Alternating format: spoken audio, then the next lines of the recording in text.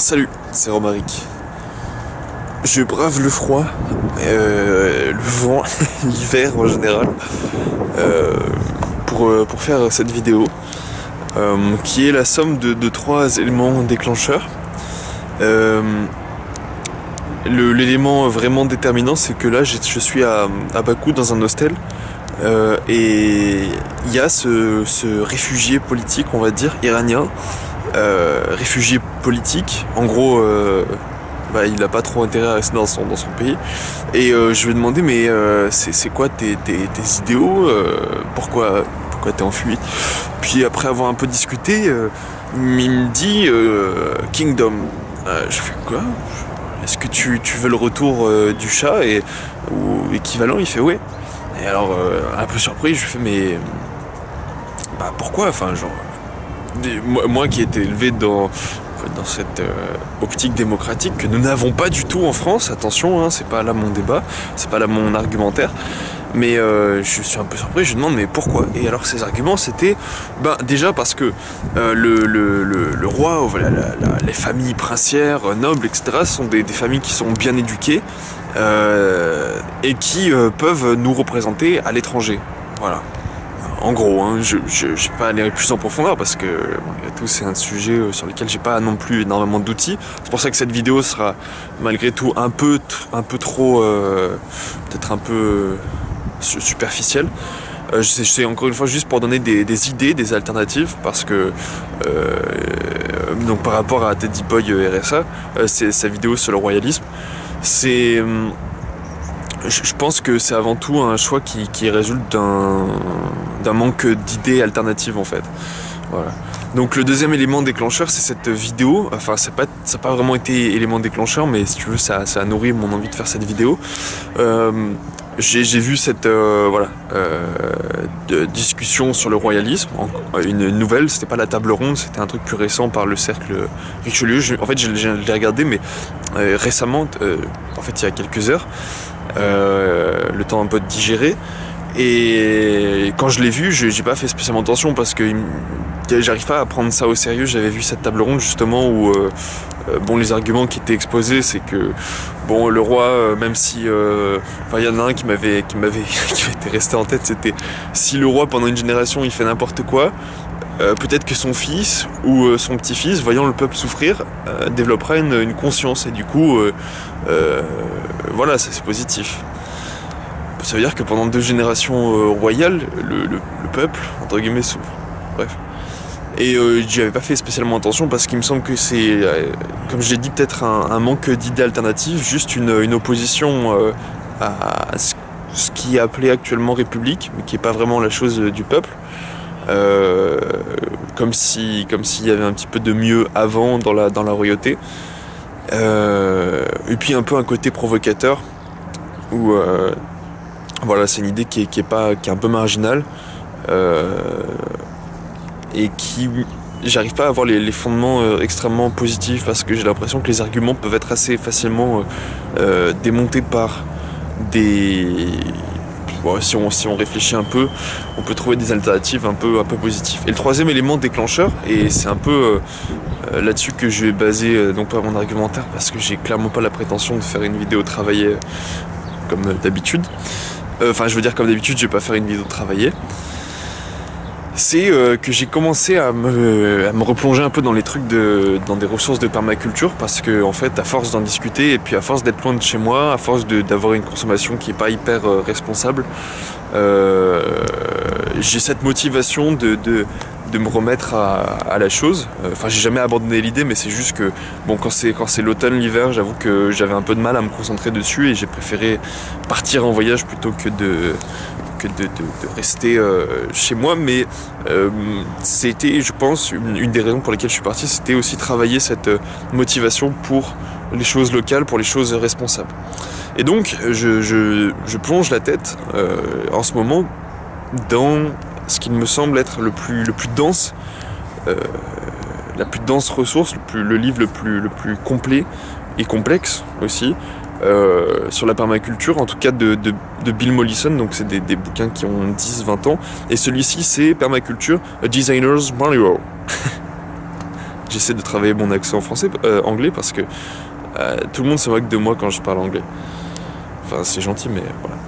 Et le tout dernier chapitre, alors je te donnerai la ressource dans les commentaires, parce qu'il me semble qu'il faut que tu jettes un œil, en tout cas à ce dernier chapitre, même si l'agriculture, etc. ne t'intéresse pas. Le dernier chapitre est plus axé politique, social, plutôt social, comment organiser la société. Attention au vent, non ça va. Voilà, et c'est un peu là-dessus, sur cette partie, que j'ai encore une fois un peu lu, non pas en diagonale, mais pas j'ai pas laissé ma curiosité me laisser rechercher les trucs à côté. Mais voilà, je vais t'expliquer un petit peu de ces idées, les idées de Bill Mollison, pour un système un peu plus pas équitable, mais plus éthique, voilà, puisque c'est un peu ça le cœur du sujet. Attends, je retrouve mes petites notes avec à la fois ce qu'il propose globalement en termes de principes, et puis ensuite les arguments de Teddy Boy RSA sur le royalisme. C'est pas pour les démonter, mais c'est juste pour les enrichir. Je veux pas me mettre dans la compétition. Contrairement à un roi qui se mettrait en compétition avec les autres, les rois des pays avoisinants. C'est un peu le problème quand on met quelqu'un à la tête, quand on lui donne beaucoup de ressources, on lui fait porter la responsabilité de tout un peuple, et du coup il essaie de faire le mieux possible et se crée du coup inévitablement une compétition par rapport aux personnes de statut similaire et par rapport aux autres nations que les rois sont censés représenter. Bref. Donc les principes de la nation éthique, et oui, il y a un truc très important, c'est par rapport au biorégionalisme, qui est une idée vraiment hyper intéressante. Une Europe des 1000 nations, je sais plus où j'ai lu ça. Bref, je vais t'en parler un petit peu après, mais c'est juste pour donner 2-3 petits mots-clés qui sont intéressants à ce sujet. Le premier point, c'est... En fait, l'idée, c'est de bâtir des nations, des sociétés autosuffisantes.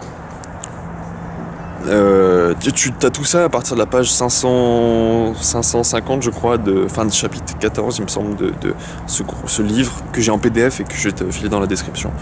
Le premier principe, alors du coup c'est pour construire des sociétés autosuffisantes, c'est-à-dire qui ne consomment pas plus que ce que leur environnement peut produire et qui ne rejettent pas à l'intérieur des extrants polluants. Et je vais d'ailleurs faire une vidéo sur les systèmes, etc. Intrants, extrants, pollution, intégration, machin, bref. La première chose, c'est que toutes les personnes, on met pas de distinction de strates, on a un peu cette idée de corporation par la suite, mais que tout le monde soit responsable. Le problème en fait quand t'as un roi, quand t'as un grand papa qui décide pour tout le monde, c'est que tu peux le voir dans les entreprises où il y a déjà un système de royauté très fort, et puis même dans notre je sais pas, je veux dire en tout cas en France, où en fait on a le même système de royauté, sauf que le roi n'est pas une personne mais un groupe de personnes qui ont tout pouvoir sur le reste du peuple. Quand t'as en fait des gens comme ça, je dis des papas, des mamans, des parents en fait, qui disent aux gens quoi faire, quand ils leur donnent les règles, etc., ça empêche les gens de se responsabiliser. Donc les gens en fait sont complètement inconscients sur leur consommation, sur leur attitude.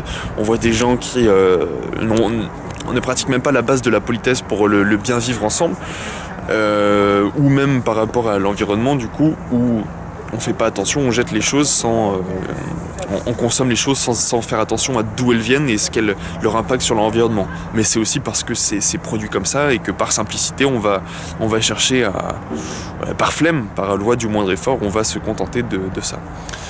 Donc le premier aspect, c'est la responsabilité des gens, mais non pas par rapport à quelqu'un, non pas par rapport à un objectif, mais par rapport simplement à la nature, donc au tout que forme la planète, et puis on pourrait même dire au tout que forme l'univers et qui n'est pas encore conscient, encore pas complètement rempli de vie. Et ça, c'est en regardant les objectifs à long terme, et c'est pour ça que un roi a effectivement plus de consistance qu'un président qui est élu pendant quelques années, puisqu'il va y avoir une vision à la génération, peut-être un peu celle d'avant et celle d'après si il observe son père faire. Je fais parce que c'est des arguments qui sont donnés dans la vidéo de Teddy Boy RSA, où l'enfant va apprendre en voyant ses parents faire. Donc le roi a effectivement plus de cohérence qu'un président qui est là pendant 5 ans, suivi juste après par quelqu'un qui va complètement faire l'inverse. Là c'est plutôt l'aspect un peu Trump machin, qui est un extrême. Donc on cherche voilà, le long terme, les effets à long terme, le bénéfice à long terme, qui n'est pas tourné vers un gain personnel. Là c'est pas tant mes idées, enfin c'est les idées qui m'intéressent et que du coup je te retransmets. Et par rapport à cette idée de responsabilité, de conscience, il y a ce terme de... Je n'arrive pas à le traduire, j'ai un peu la flemme de réfléchir. Right livelihood, qui veut dire concrètement que tu ne vas pas faire ton mode de vie ne va pas participer à des choses qui nuisent à l'environnement. Donc ne pas acheter des produits qui sont fabriqués extrêmement loin. Je ne parle pas des enfants qui les fabriquent, là je parle juste du fait que pour avoir des produits qui viennent des pays du tiers-monde, ça consomme beaucoup de carburant, ça consomme des produits qui sont toxiques, et qui du coup tu t'infliges ça à toi-même. Quand tu consommes des produits qui viennent de l'industrie agroalimentaire, tu te fais du mal et tu participes pas à l'amélioration de la société. Hey. On parle aussi d'intégration, d'intégration complète, c'est-à-dire que tu ne te sors pas de la nature, tu vas plutôt chercher à justement prendre conscience de ce qui est en amont, ce qui est en aval, de ta personne, de ta consommation. L'idée aussi de conservation, de sociétés de conservation qui vont conserver les savoirs, les savoir-faire, aussi les génétiques, je parle des graines là, pas des enfants. Mais tout ça donc est possible parce qu'on partage un même idéal, hein, en fait un même idéal qui je dirais là si j'applique par rapport à la vision de Bill Mollison et la permaculture, qui est d'une part la restauration des écosystèmes et puis leur amélioration, là c'est plutôt David Holmgren, sur leur capacité à produire plus que leur état naturel.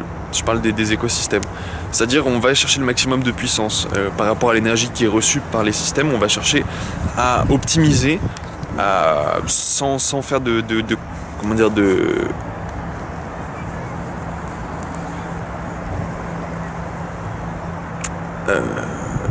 sans écraser les espèces qui ont l'air moins productives.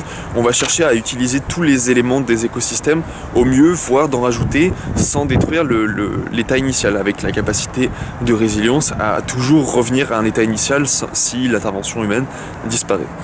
Voilà. Il y a aussi cette idée de renoncer à la possession de l'argent, des moyens de production et puis aussi des personnes. Et là, c'est, je crois, qu'un des éléments qui est le plus en opposition avec cette idée de royauté, où finalement il y a une personne qui va concentrer tous les pouvoirs, qui va les déléguer, mais encore une fois, à des systèmes pyramidaux, avec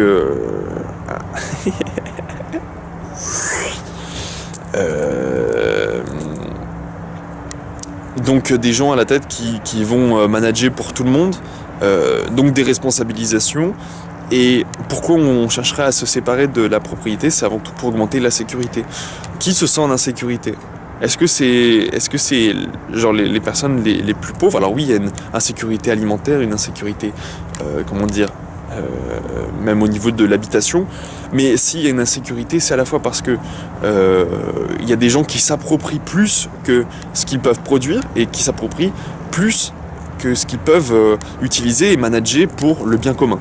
Et qui se sentent donc en insécurité? Est-ce que c'est les pauvres? Il me semble pas, mais les gens qui ont des choses à perdre, des gens qui ont des choses à se faire voler, des choses comme ce que j'ai dit, des choses qui excèdent notre capacité de production. Si par exemple tu as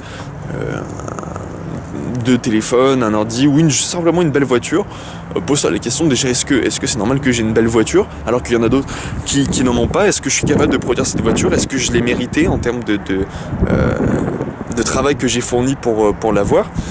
La sécurité, elle vient du fait que il y a une inégalité en fait, c'est-à-dire que tu as plus que d'autres. Moi-même, je me sens à certains moments, quand j'étais plus, on va dire dans les Balkans notamment, parfois non pas en insécurité, mais j'avais peur de me faire taxer mon ordinateur, mon outil de travail, parce que j'étais conscient qu'il était supérieur en capacité à ce que les personnes dans dans cette région était capable de se produire. Donc voilà, il y avait une certaine insécurité parce que j'étais conscient d'avoir plus que les personnes qui étaient là. Ce qui me fait m'interroger pourquoi moi j'ai plus, pourquoi il y a une telle différence de balance monétaire, mais c'est pas le sujet de la vidéo.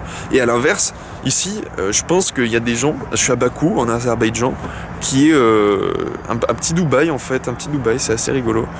Je suis jamais allé à Dubaï, mais je pense que ça ressemble à ça. Hier, je me promenais pour aller acheter des vêtements d'hiver, des gants, etc. Et je tombe dans un mall, un grand centre commercial. Et là, les gens me regardaient, mais genre bizarrement, parce que faut voir mon accoutrement. Je suis habillé, pour moi, je suis normal. Mais j'étais dans un truc très très fancy, tu vois, avec des trucs en marbre, des beaux bâtiments, des beaux magasins, des trucs de luxe, etc. Et donc forcément, quand tu vois quelqu'un qui a moins que toi, t'as peur, tu te sens en insécurité parce que tu te dis, il peut me voler des choses. Parce que tu sais, en fait, finalement, que t'as plus que ce que tu pourrais produire. Bref. Et enfin, le dernier point intéressant sur les bases éthiques des nations, c'est qu'en fait, une fois que t'as créé des petites communautés autonomes qui arrivent à pourvoir aux besoins naturels nécessaires des personnes qui la composent, alors il y a du temps qui se libère, beaucoup de temps. Et encore une fois, c'est quelque chose qui s'oppose, non pas tant à la royauté, mais en tout cas au système pyramidal, où t'as le mec du dessus qui va toujours vouloir plus, qui a comme une faim d'argent, une faim de pouvoir. Et donc, quand toi, petit employé, quand petit salarié, j'ai vécu ça quand j'étais dans des grosses entreprises stagiaires, c'est-à-dire que une fois que tu as fait ton travail, on va t'en donner encore plus. Non pas pour maximiser ton épanouissement, ton bien-être, même simplement ton argent, mais pour que tu sois plus productif et que le flux, principalement financier, que tu vas dégager par ta productivité, lui, est capté par la tête de la pyramide.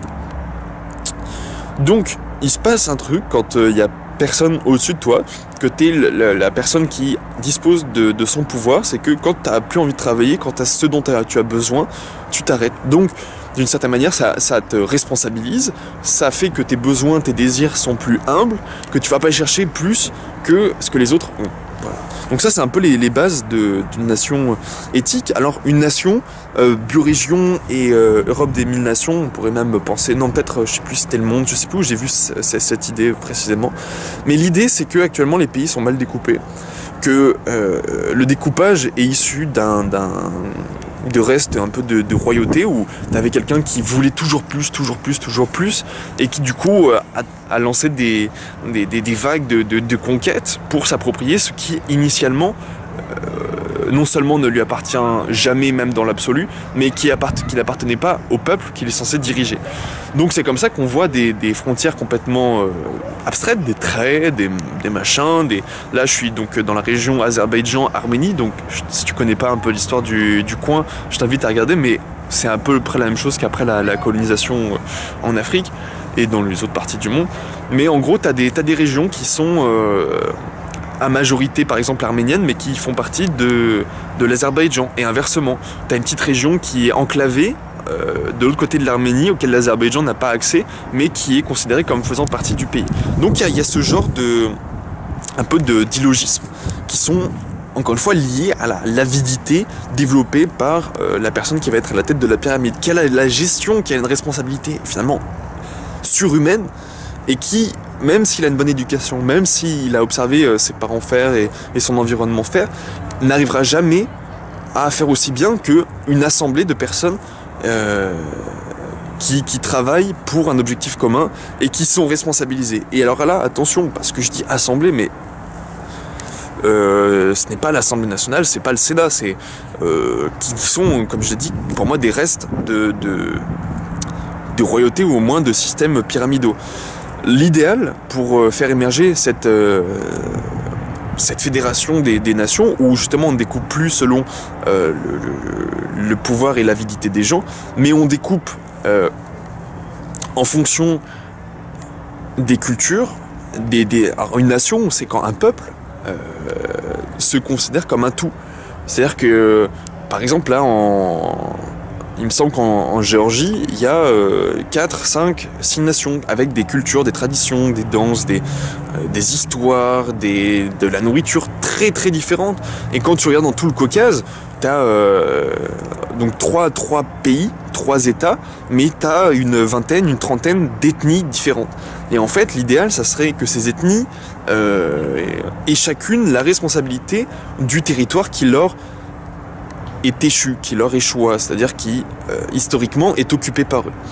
Avec cette dimension, cette matrice humaine, il faut rajouter l'idée de biorégion, c'est-à-dire le découpage naturel des régions, avec ces bassins versants. Et là, il y avait cette vidéo intéressante de Montou, le Suisse, l'artiste suisse, qui avait un petit peu ces idées en tête. Et oui, l'idée des biorégions est basée sur des contextes climatiques, environnementaux différents, qui rendent plus concret, plus pertinent le découpage géographique. Donc avec ces deux aspects, l'aspect culturel, l'aspect ethnique et l'aspect régional, l'aspect découpage naturel, on a des nations, et c'est l'assemblage de toutes ces nations dans des fédérations qui permettrait d'avoir, qui serait en fait le système politique, gouvernemental du futur, pour moi. Hein. Voilà, c'était pour donner cette idée, partager cette idée, plutôt que l'alternative à la démocratie étant le royalisme. La démocratie qui ne l'est pas, comme j'ai dit, parce que c'est vraiment une tête de personnes qui décident pour le reste du peuple. Le peuple n'est pas du tout impliqué, si ce n'est une fois tous les 5 ans, et impliqué d'une manière où on va lui rabâcher des trucs jusqu'à ce qu'il décide ce que justement la tête a déjà décidé. Donc effectivement, on n'est pas dans une démocratie, on n'est pas dans une république. Voilà. Donc l'apparition de ce système de nations, de plein de petites nations qui travaillent ensemble, vient avant tout d'une responsabilisation des individus. C'est-à-dire que la première source de pouvoir n'est pas à la tête, mais au pied de la pyramide. C'est-à-dire que j'ai tous les pouvoirs sur ma vie. Personne ne peut décider pour moi et je peux pas décider pour les autres, ce qui est naturel, ce qui est une loi un peu je sais plus trop. Bref, il y a aussi cette idée, cette règle d'or qui est ne fais pas aux autres ta liberté s'arrête là où commence celle des autres, ou voilà, ne fais pas aux autres ce que tu voudrais pas qu'on te fasse, tout ça, ce genre de choses qui semblent assez basiques quand il réfléchit, mais qui actuellement n'est pas impliqué. J'ai pas le pouvoir de faire pousser ma weed par exemple, et ça me rend triste, parce qu'il y en a qui ont décidé pour des raisons, encore une fois, de pouvoir et d'argent, que c'était pas bien. Voilà. Donc le pouvoir commence à la racine de la pyramide, il est maximisé dans la capacité de l'individu, et quand on va s'adresser à des formes de pouvoir de plus en plus élevées, quand on va commencer à créer des assemblées et des conseils, ça ne va pas être pour appliquer des règles aux autres personnes, appliquer des règles aux personnes qui dépendent de cette assemblée, mais pour compenser les limites humaines, pour compenser l'échelle réduite du pouvoir de décision des humains. Donc c'est-à-dire, par exemple, comment on va manager la terre, les territoires autour du village. Hein, c'est un système féodal, mais où c'est pas le seigneur qui va prendre le profit en échange de protection, mais simplement tous les individus qui composent, qui habitent dans le village, ou qui composent la population de la zone autour du village, qui va décider pour elle-même. C'est-à-dire que les gens décident pour eux-mêmes, et on crée des assemblées, on délègue du pouvoir uniquement à partir du moment où c'est plus possible de le faire individu par individu. Voilà. Donc réfléchir à la répartition des terres du village, ça peut pas impliquer tout le monde, parce que on perdrait trop de temps à expliquer aux gens un peu le fond du problème. Donc il faut que des gens se spécialisent dans cette comment dire, dans cette fonction, mais sans y voir leur profit personnel. C'est pour le bien de la communauté, c'est pour le bien du village. Et puis plus tu vas monter, ça sera ensuite pour le bien de la biorégion ou de la nation, on va dire, et il n'y aura jamais plus. Voilà, il n'y aura jamais plus. Et il y aura peut-être une fédération des nations à l'échelle du monde, puis à l'échelle de système solaire, et puis etc.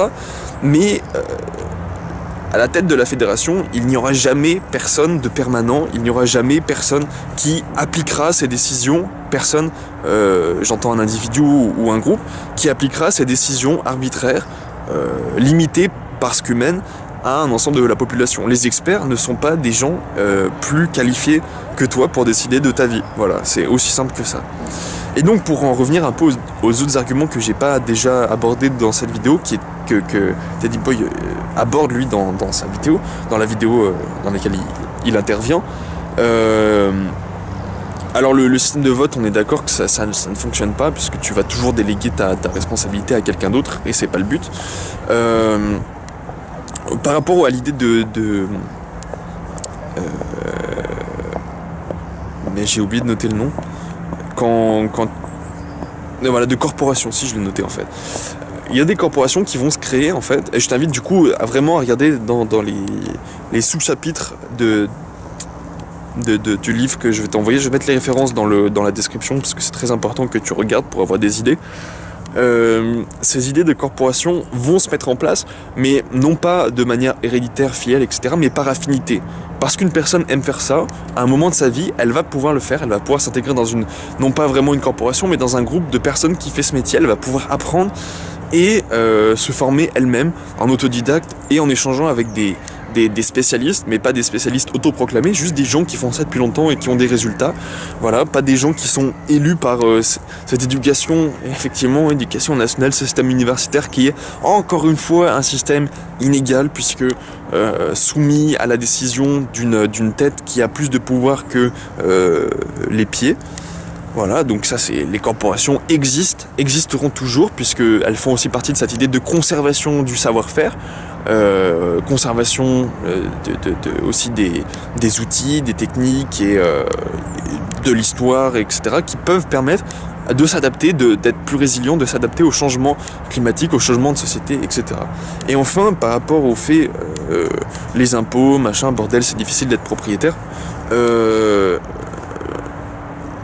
Quand tu abandonnes cette idée de propriété pour toi, mais simplement usufruit des zones qui te sont échues, donc ta maison, voilà, il te faut une maison, donc c'est normal que ta communauté te fournisse, la communauté dont tu fais partie et dont tu es décideur, hein, te fournisse un endroit pour construire ta maison, un endroit dans lequel vivre, dans lequel cultiver. C'est normal, et personne ne peut aller contre ce droit, puisque la communauté ne va pas décider si tu as le droit ou non d'avoir une maison, mais simplement peut-être l'endroit le plus adapté. Donc c'est-à-dire on va discuter pour trouver, encore une fois, un arrangement optimal, mais pour le bien commun, pas pour toi, pas parce que tu as envie d'être juste en face de la mer, et puis en fait c'est la seule région, c'est la seule zone fertile du village, et tu vas construire ta maison ici, et tu vas laisser les autres, et toi-même du coup crever la dalle. Ça ne marche pas. Si tu es impliqué, si tu t'intègres dans ton environnement, c'est-à-dire que si tu manges les fruits si tu es alimenté par la zone dans laquelle tu vis, alors t'as pas intérêt à détruire la zone qui te nourrit, tu comprends? Voilà. Bon, c'était un peu les idées. Vraiment, j'ai pas envie d'être dans le. C'est pour ça que je vais pas déconstruire les arguments. Et parce que déjà, comme j'ai dit, j'ai pas les clés en main. J'aborde pas non plus l'aspect, le rapport homme-femme qui me fait bien rire. Qui me fait bien rire parce que personnellement, j'ai du mal à concevoir qu'à notre époque, on puisse encore penser ce genre de choses. J'en ai pas parlé politique avec la femme, résoudre les débats au lit, etc. J'ai encore, c'est pas que j'ai encore, mais c'est juste que j'ai du mal à faire de différence entre les individus par sexe. Ok, on s'emboîte pas pareil qu'on soit un homme ou une femme. Par contre, de là à dire que on n'aborde pas les mêmes sujets avec les hommes et les femmes, pour moi c'est en marche sur la tête. Mais j'ai pas envie de parler de ça parce que c'est plutôt subjectif et ça dépend des gens, ça dépend des mentalités, des idéologies. Voilà. Et donc j'espère que je te donne des idées. Dans les descriptions, je te donnerai les éléments pour te faire réfléchir. Pour trouver les arguments plus en profondeur par rapport à cette nation, cette Europe des nations, et puis même juste sur ce que c'est qu'une nation éthique, ce que c'est qu'une société éthique. Hey. Et voilà. Tout ça dans la description avec ce PDF de Bill Mollison, qui est un précurseur en son temps. Salut. Pour moi, je le considère comme un précurseur parce qu'il a des idées qui répondent. Il a eu des idées il y a 30, 40 ans, 20 ans, qui répondent à des problématiques qui sont toujours là et qui, ces guidelines vont nous guider pendant, je pense, encore des décennies, voire plus. Salut, et réfléchis bien.